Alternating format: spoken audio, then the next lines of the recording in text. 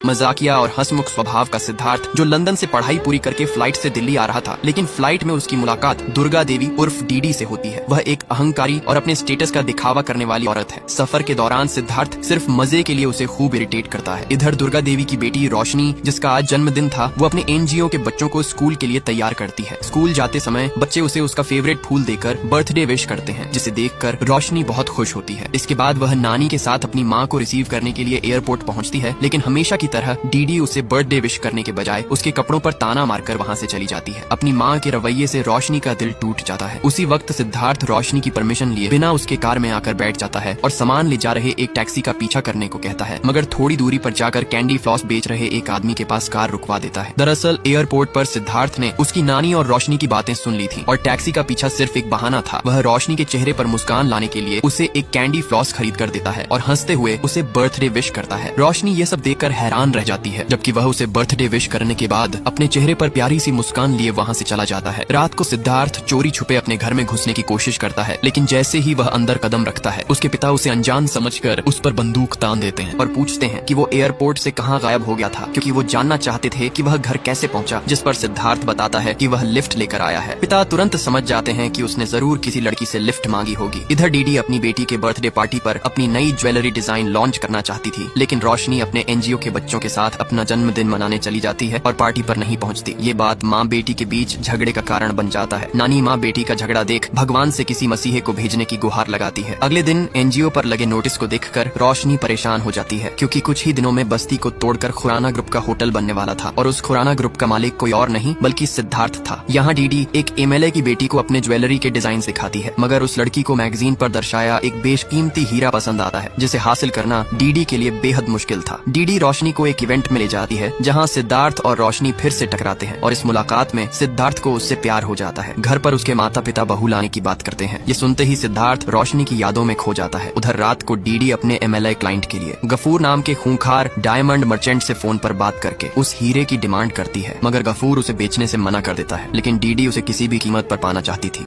रोशनी अपने एनजीओ के बच्चों को बेघर होने से बचाने के लिए खुराना ग्रुप के खिलाफ केस फाइल करना चाहती थी, इसलिए वह डीडी से पैसों की मदद मांगती है, लेकिन डीडी उसकी बात को नजरअंदाज करती है और इमोशनल ड्रामा कहकर मदद करने से मना कर देती है, जिस वजह से मजबूर होकर रोशनी पैसों के लिए अपना कीमती कार बेच देती है। उधर जब डीडी को यह बात पता चलती है कि रोशनी ने अपनी कार बेच दी है, तो वह गुस्से में उसे कमरे में बंद कर देती है। दूसरी तरफ सिद्धार्थ एनजीओ की प्रॉब्लम सुलझाने के लिए रोशनी को कल 10 बजे मिलने के लिए बुलाता है, लेकिन उसको तो डीडी ने कमरे में बंद कर रखा था। पर अगले दिन वह किसी भी तरह कंस्ट्रक्शन साइट पर पहुंचती है, जहां कुछ गुंडे उस पर जानलेवा हमला करने की कोशिश करते हैं। इतने में एनजीओ के बच्चे रोशनी को बचाने के लिए वहां पहुंच जाते हैं और थोड़ी देर बाद सिद्धार्थ भी पहुंचता है। रोशनी को लगता है कि इस हमले के पीछे सिद्धार्थ का हाथ है, इसलिए वो गुस्से में कहती है कि वह अब सिद्धार्थ से सिर्फ नफरत करती है। रोशनी की बातें सुनकर सिद्धार्थ को पहली बार पता चलता है कि उसका होटल प्रोजेक्ट उसी एनजीओ की जगह पर बन रहा है, जिसके बारे में सिद्धार्थ कुछ नहीं जानता था। असल में यह सब उसके मैनेजर की करतूत थी, इसलिए वह अपने प्यार को खो देने के डर से अपनी पहचान छुपा लेता है और खुद को सिद्धार्थ खुराना का पीए सिद्धार्थ कुकरेजा बताता है। वह रोशनी को भरोसा दिलाता है कि अब उसके एनजीओ के बच्चे बेघर नहीं होंगे और एनजीओ पर कोई होटल नहीं बनेगा। ऑफिस पहुंचकर सिद्धार्थ अपने मैनेजर को सबके सामने थप्पड़ मारता है और गुस्से में उसे काम से निकाल देता है, क्योंकि उसी ने सिद्धार्थ के नाम से फर्जी मेल्स भेजकर एनजीओ को तोड़ने की साजिश रची थी। लेकिन वह लालची मैनेजर अपनी बेइज्जती का बदला लेने की कसम खाता है और खुराना ग्रुप का नाम इस्तेमाल कर एनजीओ पर बुलडोजर चलवाने का ऑर्डर देता है, ताकि रोशनी सिद्धार्थ खुराना को अपना कसूरवार समझे। पर तभी सिद्धार्थ सही समय पर पहुंचकर एनजीओ को पूरी तरह तबाह होने से बचा लेता है और बच्चों को यकीन दिलाता है कि अब वे पूरी तरह सुरक्षित हैं। मदद के लिए रोशनी उसका धन्यवाद करती है, लेकिन अभी भी वह सिद्धार्थ खुराना से नफरत करती थी। उधर शहर के मशहूर बिजनेसमैन मिस्टर मेहता दुर्गा देवी के सामने अपने बेटे क्रिश और रोशनी के रिश्ते का प्रस्ताव रखते हैं, जिसके लिए दुर्गा देवी रोशनी की मर्जी जाने बिना ही हाँ कह देती है। अब आगे क्या होगा जानने के लिए नेक्स्ट पार्ट कमेंट करें।